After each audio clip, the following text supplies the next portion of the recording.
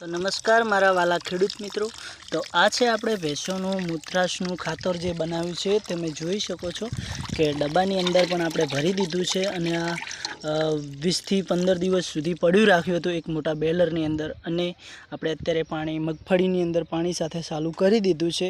તો આ છે અમારી મગફળીને મગફળીની અંદર તમે જુઓ કે આપણે હાથ નાખીને અંદરથી જોઈ લઈશું તો અંદર કંઈક કચરો આવ્યો છે તો કચરો આપણે કાઢી નાખ્યો અને આવી રીતે આ ખાતર મગફળીમાં ખૂબ જ ગુણકારી હોય છે, વિકાસ પણ સારો આપે છે અને ખેડૂતોને આમાંથી રિઝલ્ટ પણ 100% જોવા મળી રહ્યું છે।